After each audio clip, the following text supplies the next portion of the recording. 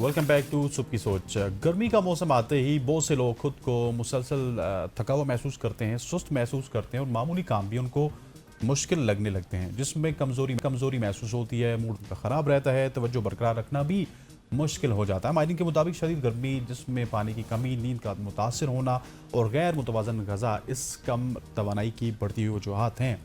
ख़ास तौर पर हीट वेव्स के दौरान जिस्म को अपने दर्जा हरारत को बरकरार रखने के लिए ज़्यादा मेहनत करना पड़ती है, जिससे इंसान जल्द थकन महसूस करता है। मगर सवाल यह है कि आखिर गर्मियों में हम जिस्म में इतनी जल्दी से तवानाई किस तरह से ला सकते हैं और जिस्म इतनी जल्दी तवानाई क्यों खोता है, और इसके साथ साथ रोज़मर्रा के आदात, खुराक और लाइफस्टाइल में कौन सी तब्दीलियां हमें ज़्यादा फ्रेश, एक्टिव और सेहतमंद रख सकती हैं। इन्हीं तमाम तर सवालात के जवाब बिल्कुल जी, इस पर बात करने के लिए इंशरा फातिमा न्यूट्रिशनिस्ट मिल चुकी हैं studio. Thank you so much for your time. Inshra, कैसी हैं आप? ठीक है, ठीक, अल्हम्दुलिल्लाह। अच्छा इंशरा, मुझे जल्दी से बताएं कि पहले सर्दियां थी, हम आपसे पूछ रहे थे डाइट और सब चीज़ों के हवाले से। अब गर्मियां हैं और गर्मियों को आपको पता है कि कराची में तो लोगों की डेथ भी हो रही है, तो किस तरह से अपनी सेहत का ख्याल रखें हम?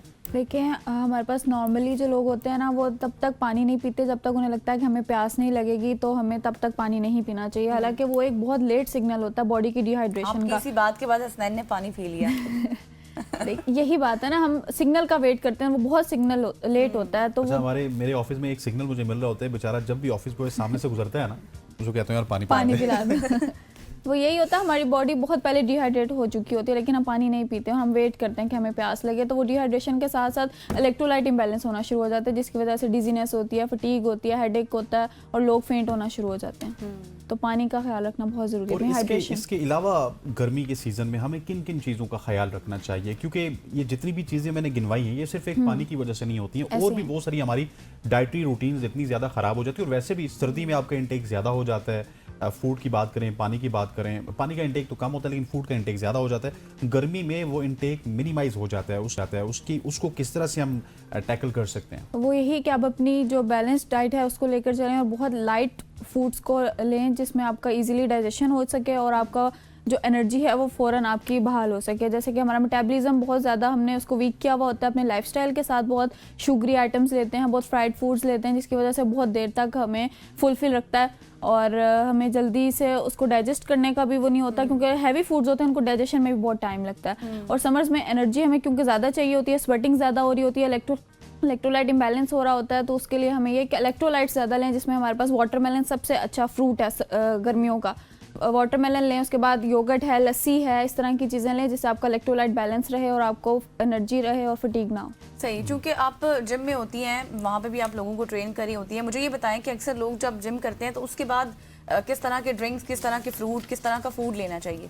देखिए, प्री वर्कआउट भी होता है, उससे पहले आपकी हाइड्रेशन का अच्छा होना बहुत ज़रूरी है। अगर आपकी हाइड्रेशन या इलेक्ट्रोलाइट्स या फूड पीछे बैक एंड पे नहीं अच्छा होगा, न्यूट्रिशन नहीं अच्छी होगी, तो ड्यूरिंग वर्कआउट भी आप बहुत लो एनर्जी फील करोगे, आप उसके बाद डिजीनेस होगी, आपसे वर्कआउट नहीं होगा, इवन मसल क्रैम्प्स आना शुरू हो जाते हैं। तो प्री वर्कआउट भी अच्छा होना बहुत ज़रूरी है। बैक एंड पे न्यूट्रिशन होगी तो वर्कआउट के दौरान आप में एनर्जी होगी।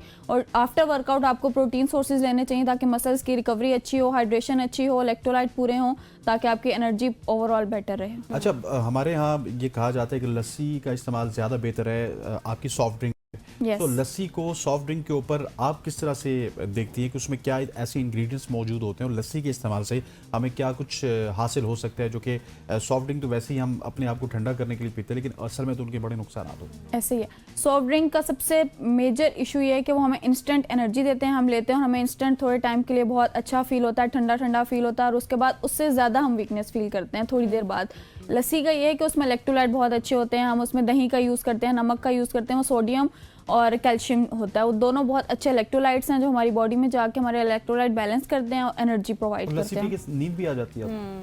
नहीं आती है वैसे लस्सी पी के बहुत नॉर्मली लोगों को आती है, लेकिन उसका ये इस तरह से नहीं है, वो मीठी होती है। नॉर्मल लोग होते हैं उनको नहीं आती? नहीं नॉर्मल लोगों को भी आ जाती है, ऐसा नहीं है। सही। अच्छा, लोगों ने अक्सर ये बात बनाई हुई है कि गर्मियों में वर्जिश भी थोड़ी कम करनी चाहिए, तो ऐसा है या नहीं? नहीं, ऐसा कुछ भी नहीं है। आंसर दीजिएगा शॉर्ट सा। नहीं, ऐसा आंसर नहीं है। सिर्फ उनकी बैक एंड पे न्यूट्रिशन अच्छी नहीं होती, उनको स्वेटिंग बहुत ज्यादा हो रही होती है, इस वजह से उनकी एनर्जी लो होती है, तो उन्हें लगता है। इंशरा, आपका बहुत बहुत शुक्रिया for joining us. Inshra Fatima हमारे साथ मौजूद थी। खवातीन और ज़ात सुबह की सोच से इतना ही। मुझे गदर शफ़ को और हमारी पूरी प्रोडक्शन टीम को कल तक के लिए इजाज़त दीजिए। अल्लाह।